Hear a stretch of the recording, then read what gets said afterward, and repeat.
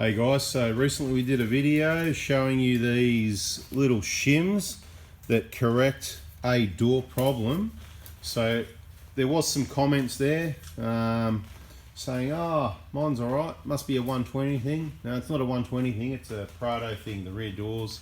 And some people said, why don't you just replace the hinges? Well, have you checked the price of a hinge and looked at the value of that work, someone to do that, how much work's involved? What I say, why would you replace a hinge? Why would you do all these things? Maybe just have a think about it. We like to do things the quick, easy, cheap, efficient way. Some people say, oh, you can just use a washer.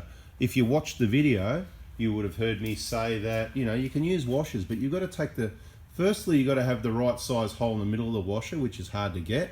And you've got to take the whole bolt out, which is a little bit difficult to do, unless maybe you've got a helper and you're going to create more wear and tear on the bolts, which some people put photos up to some of the replies on Facebook, and I'm glad they're not my door hinge bolts. So this is the easy way, guys. Now the problem is when you open the door, right, hear how it sort of, hear that? It's not shut yet, it's,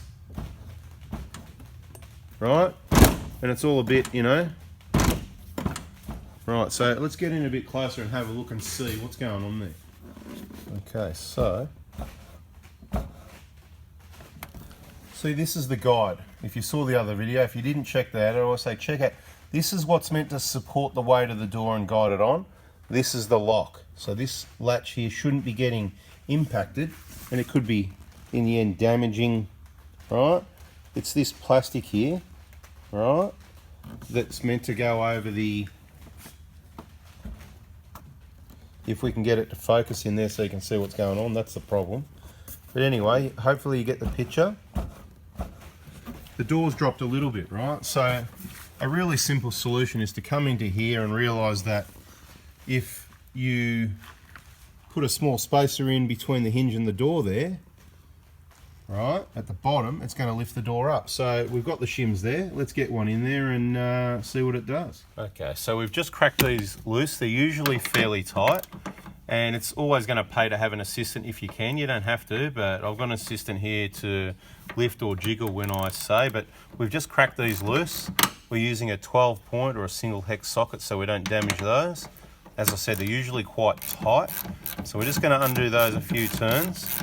Just like to remind you, this is a test fit, and the product may undergo some slight changes before it actually comes out availability on the market. So I'll put this video out soon as I put the other one out, teasing you, because these may not be exactly ready yet. So we've got them a couple of turns out. Where the shim's going to go is between the door and the hinge like that.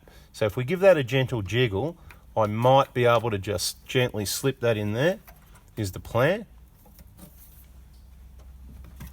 Like that, that's it. All right, so, well, it's not all the way in actually, so a bit more of a jiggle and whatever, and that'll go in. So we just push that in like that.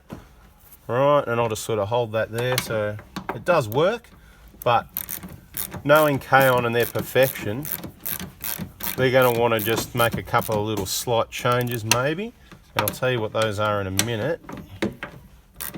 This is mainly just dirt and grease off the socket, don't worry about that. So just gently with your 6-point socket is all you can do anyway, and that's the downside if you use the wrong tool. So that's pushed in, I think, actually, unless that slipped out a bit. We'll fix that up in a minute anyway. The point is, I just want to show you what it does.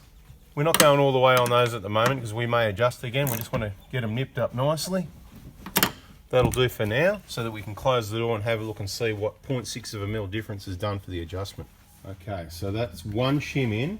Let's see what it does here at the, let's mainly listen, okay? Let's listen, I'll just shut it slowly. It's not hitting like it did before. Remember before?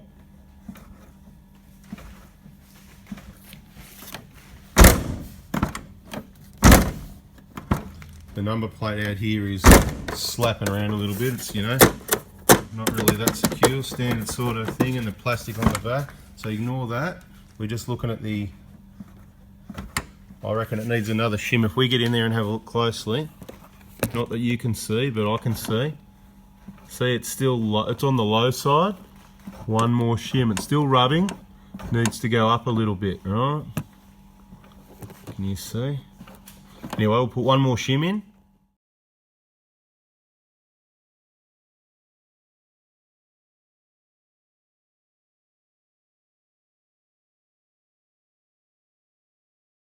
Alright, so we've got 2 plates installed, and I just want to remind you, I haven't tightened up the bolts, cleaned up the bolts or anything, and this is prototype test fit, and there is going to be modifications, right? Now just quickly, these are 12mm bolts that you need to undo.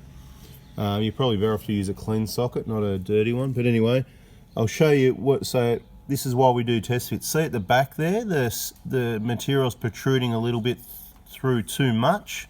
So there'll be some changes made to shorten that, and then these will work awesome. By the time they're available on the website, they'll be Mickey Mouse. Let's see how it worked. Let's see how well it worked this time.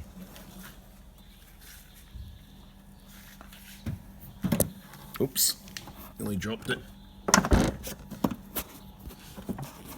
Okay, so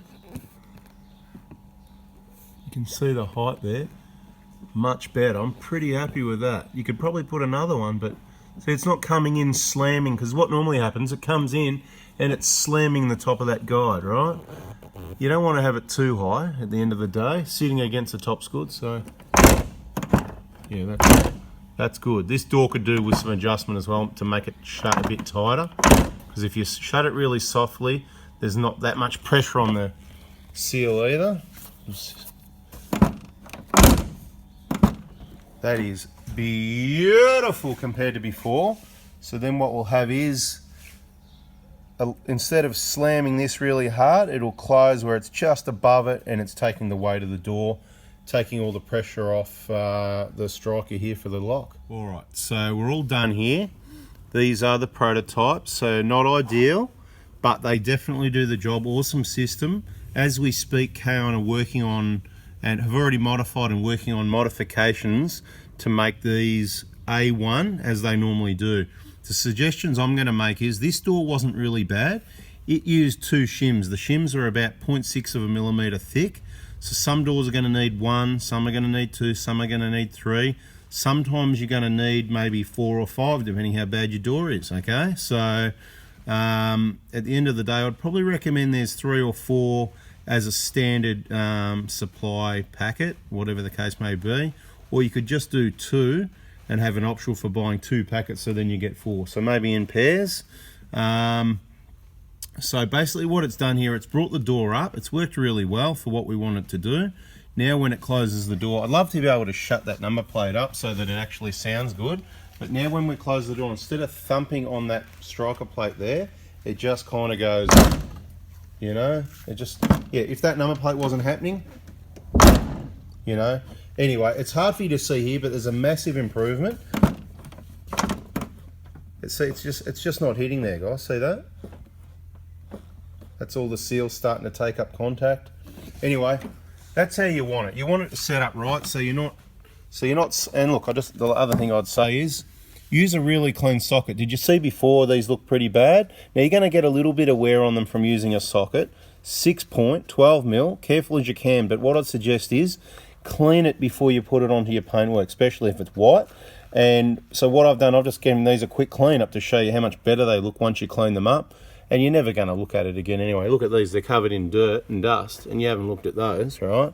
But now that we're looking at it, you'll look at it. So clean your socket first, and then when you're done, you can just use a really small amount of thinners on a rag and just quickly give it a touch up, and that'll get any grease or metal that's come out of your socket onto those white bolts and just make it look good. Bit of a quality control thing.